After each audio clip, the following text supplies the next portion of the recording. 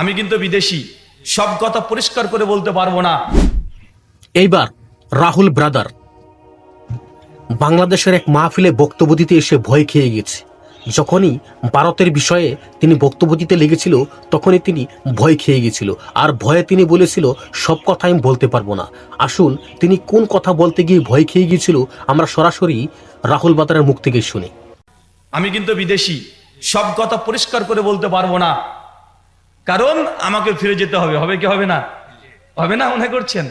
না এখানে থেকে যাব? আমাকে তো ফিরে যেতে হবে, তাই সব কথা খুলে খুলে বলা সম্ভব নয়। সমাজদারকে নিয়ে ইশারায় কাফি, তার মানে আপনাদেরকে বুঝিয়ে নিতে হবে। এই 190 বছর পর মুসলমানরা যুদ্ধ জিহাদ করে তারা ভারতবর্ষকে মুক্ত করেছে, তো ক্ষমতায় তো মুসলমানের থাকার কথা ছিল না? ক্ষমতায় কারা আছে এখন? দীর্ঘ 70 বছর কাফের মুশরিক তাদের হাতে ক্ষমতা।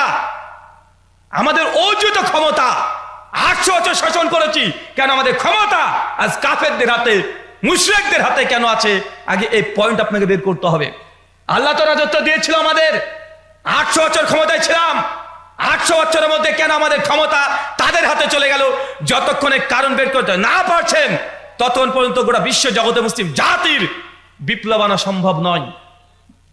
আপনি মনে করছেন আপনি এখনই স্বাধীন হয়ে গেছেন? জি না, এখনো দাসত্ব আছে, এখনো দাসত্ব আছে। স্বাধীন তো তখনই হবে যখন বাংলাদেশ যে কারণে ভাগ হয়েছিল, ভারত থেকে বাংলাদেশ কি কারণে ভাগ হয়েছিল? কিসের ভিত্তিতে? ধর্মের ভিত্তিতে।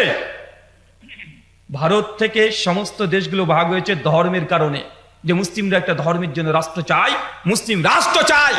এই জন্য বারে সাগির থেকে এই বাংলাদেশ আর পাকিস্তান তখন ভাগ হয়েছে।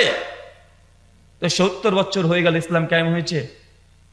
কথা বলেন, বাংলাদেশে কত কোটি মুসলমান? কত কোটি? 18 কোটি মানুষের মধ্যে 15 কোটি মুসলিম, আর কমপক্ষে 3 কোটি নন মুসলিম। বাংলাদেশের উইকিপিডিয়া 2022 সালের 18 ফেব্রুয়ারি তারা এই রিপোর্ট দিচ্ছে প্রায় 15 কোটি আপনারা বাংলাদেশে মুসলিম আছেন।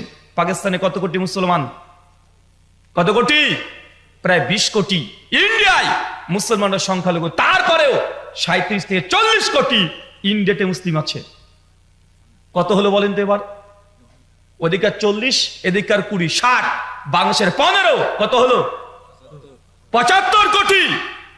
যদি মুসলিমরা যদি 75 কোটি এক জায়গায় আমরা থাকতাম, পৃথিবীর কোন বাতিল শক্তি মুসলমানের দিকে চোখ রাঙিয়ে কথা বলা সাহস পেত না। আজকে কি হয়েছে? আপনি দুর্বল, ওইখানে আমরা দুর্বল। পাকিস্তান মুসলমান, তারাও দুর্বল। রাজত্ব তারা করছে, দাদাগিরি করছে, করছে কি করছে না?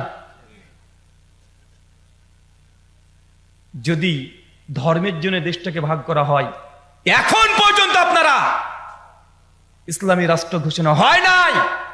যতদিন ঘোষণা না হবে ততদিন পর্যন্ত ভারতে, পাকিস্তানে, বাংলাদেশে যত মুসলিম নির্যাতিত হচ্ছে তার দায়ভার আপনাদের উপরেও থাকবে। কেন ফেলে পালিয়ে আসলেন? কে আসতে বলেছিল আপনাকে? ইসলাম যদি প্রতিষ্ঠা না হয় কেন আমাদেরকে দুর্বল করে ফিরে চলে আসলেন? অন্যায় অত্যাচার চলছে কম? মুসলিম জাতি গোটা বিশ্ব জগতে আজ নির্যাতিত, নিষ্পেষিত, লাঞ্ছিত, বঞ্চিত, পদদলিত। যে দেশে 800 বছর মুসলমানরা ক্ষমতায় ছিল, সে জায়গাতে মুসলিমরা ভয়ে ভীতু অবস্থায় আজকে বসে আছে। কার কারণে? পয়েন্ট বের করেন। শুধু আপনাকে ইতিহাসটা দেখাচ্ছে মুসলিম জাতির। স্পেন একটা দেশ ছিল না? মুসলমান কতদিন ক্ষমতায় ছিল? কতদিন? ওইখানেও 700 বছর মুসলমানরা রাজত্ব করেছে। আজকে বাংলাদেশ থেকে স্পেনে ভিসা লাগান তো দেখি। নামের আগে যদি মোহাম্মদ লেখা থাকে, মুখে যদি দাড়ি থাকে, আপনার ভিসাকে কতবার যে রিজেক্ট করে বাতিল করে দিবে, জিন্দেগিতে আপনি স্পেনে প্রবেশ করতে পারবেন না। অথচ ওই রাষ্ট্রে মুসলমান 800 বছর ক্ষমতায় ছিল। ফিলিস্তিন দেখেন আজকে কত সুন্দর করে আমরা বসে আমরা আলোচনা করছি, কোনো ভয় নেই, ভীতি নেই। আজকের দিনেও ফিলিস্তিনি মুসলিমদের উপরে ইসরায়েল ইহুদিরা তারা হত্যাযজ্ঞ চালাচ্ছে। দেশটা কার? দেশটা কার ছিল? মুসলমানের। বাইতুল মুকাদ্দাস কার? মুসলমানের ইহুদিরা বাইতুল মুকাদ্দাস দখল করে নিয়েছে, আর এক জায়গাতে বাবরি মসজিদ মুশরিকরা দখল করে নিয়েছে। সব জায়গাতে দখলদারি চলছে। এই দায়ভার কার?